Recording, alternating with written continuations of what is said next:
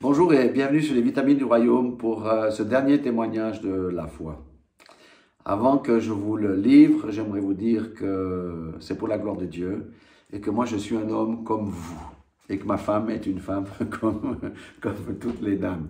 Nous ne flottons pas sur un nuage, d'accord?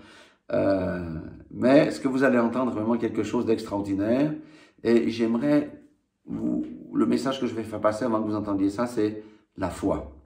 La foi déplace les montagnes, la foi est capable de faire des choses incroyables, des prodiges, tout ce qu'on veut. Ça, c'est la foi. Et quand on s'appuie sur Dieu, Dieu honore toujours la foi. Donc voilà, ça c'était en 2009. Moi, j'habite dans un pays de montagne. À l'époque, j'avais un travail qui est quand même assez stressant, etc. Et moi, j'allais souvent me ressourcer à la montagne parce que c'est à la montagne que Dieu souvent me parle. Des fois, il me donne des chants prophétiques et je chante sur les sommets. Puis quand j'arrive à la maison, j'ai perdu la mélodie, mais les paroles restent. Et il y avait notamment un chant, ça s'appelait « La lumière chasse les ténèbres », un chant vraiment merveilleux. Donc, c'était une période où je méditais sur la foi, et ce samedi-là, je me suis dit « Ah, il fait beau, je vais aller à la montagne ». Alors, heureusement, ici en Suisse, pour atteindre les sommets, on peut quand même aller un bout en voiture. Mais quand même, pour aller là où j'avais envie d'aller, c'était quand même 4h30 de marche. Donc, et c'est raide, hein. Donc, voilà, je suis parti. Puis, au lieu de suivre le sentier que je connaissais, j'ai dit, mais moi, je vais couper, je vais monter droit. Bon, je peux vous dire que mes mollets ont souffert. C'était vraiment difficile. Mais pendant la montée, je n'ai pas cessé de méditer sur la foi parce que j'avais lu une petite brochure de la foi. Et je sais que la foi est indispensable parce que le Seigneur dit que « Et mon juste vivra par la foi ». Mais la foi, le petit livre que je lisais là, montrait que c'est vraiment possible, au travers de témoignages, de déplacer les montagnes. Puis je méditais là-dessus, puis je disais, oui, Seigneur, si ça a été possible pour cet homme-là qui a écrit ce livre-là, ça doit être aussi possible pour moi. Et ce que j'ai lu, ça m'a monté la foi. À un moment donné, je me disais, Seigneur, hein, j'ai pas pris le bon chemin, mais aide-moi à arriver au sommet, parce que, vous savez, quand vous allez sur une crête, puis que le dernier bout, c'est presque vertical, c'est vraiment difficile. Et je disais, non, je veux ni tomber, ni quoi que ce soit. Et voilà, donc c'est dans la souffrance que je suis arrivé au sommet de la crête. Alors, pour bien vous rendre compte, au sommet de cette crête, c'est une crête qui fait, on va dire, peut-être 4 mètres de large. Mais d'un autre côté, on a la pente sur laquelle je suis monté, puis de l'autre côté, on a la vallée du Rhône, où alors là, si vous tombez, il y a des 50, 100 mètres de chute ou 200 mètres de chute, c'est des à-pics. Bon, quand je suis arrivé au milieu de cette crête, parce qu'il faut quand même être prudent, de temps en temps, j'allais au bord pour voir, mais quand je suis arrivé au milieu de cette crête, il y avait un vent absolument incroyable qui soufflait. C'était presque mystique, hein. C'était un vent qui soufflait. Et là, je rendais gloire à Dieu, je rendais grâce à Dieu, je louais Dieu, j'adorais Dieu.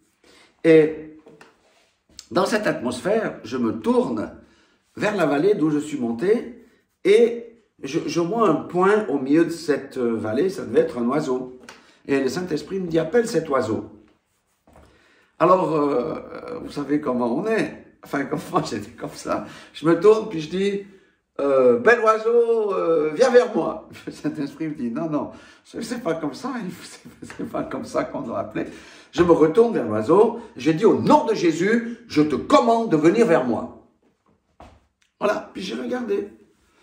Et puis, l'oiseau a disparu complètement de l'autre côté de la vallée. Bon, j'ai dit, bon, ok, j'ai continué ma marche, je continue à louer Dieu. Je dis, Seigneur, toi tu m'as dit de prononcer la parole, moi j'ai prononcé, ça c'est plus mon problème. Moi j'ai prononcé avec foi que ce point-là, cet oiseau vienne vers moi. Maintenant ça c'est ta part, moi j'ai fait ma part. Et je louais Dieu, je louais Dieu. Et j'ai fait à peu près, peut-être 300 mètres dans cette atmosphère. Je dépasse une cabane de montagne qui était juste là, et je commence à cheminer sur une petite route pour aller vraiment assez loin là-bas. Et à peine avais-je dépassé la cabane que l'oiseau est venu vers moi. Mais l'oiseau, quand je parle d'oiseau, j'ai toujours dit un aigle dans mes témoignages pour que les gens comprennent, parce que si je parle du gypaète barbu, la plupart des gens ne vont pas savoir ce que c'est. Alors, le gypaète barbu, c'est un oiseau d'abord qui est plus grand que l'aigle, qui a été réintroduit dans nos régions, mais il n'y en a pas beaucoup de couples. L'envergure de ses ailes, c'est à peu près 3 mètres, hein, ça peut aller jusqu'à 3 mètres. Le corps entre 1,10 et 1,50 m. À titre de comparaison, l'aigle, l'envergure, ça peut aller jusqu'à 2,40 m, 2,50 m. Donc, à l'époque, c'était en 2009. Je crois que j'avais déjà un iPhone ou quelque chose. Je n'ai même pas eu la présence d'esprit de prendre en photo. J'étais là et à moins de 4 mètres, l'oiseau rasait. Il y avait un petit monticule. Il rasait le monticule. Il tournait autour de moi. Il passait sur la vallée. Il rasait le monticule. Je voyais ses plumes. Je voyais ses yeux. Je voyais son bec. Je voyais ses griffes. C'était majestueux. Et il est resté au moins 10 minutes avec moi. Et je regardais, il allait là-bas, il tournait, il revenait. Ah, je glorifiais Dieu. Je dis, oh Dieu, tu es un Dieu fabuleux. Dieu, tu es un Dieu fantastique. J'ai même pas eu la présence d'esprit de saisir mon appareil. C'était fantastique. Ensuite, il s'est élevé dans les airs. J'ai continué sur ma route et il est resté au moins encore une dizaine de minutes avec moi. Et ensuite, il a disparu.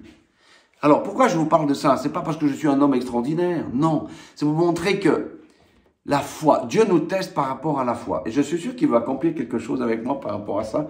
Parce que là, il a testé ma foi. Il a testé ma foi. Comme j'expliquais dans le mariage, il a aussi testé la foi de ma femme et de moi-même. Ici, il m'a testé la foi. Voilà si je suis capable de faire ce que le Saint-Esprit me dit. C'est pour ça que je dis à quelqu'un, si le Saint-Esprit te dit de prononcer quelque chose ou de faire quelque chose qui te semble complètement bizarre, fais-le. Amen.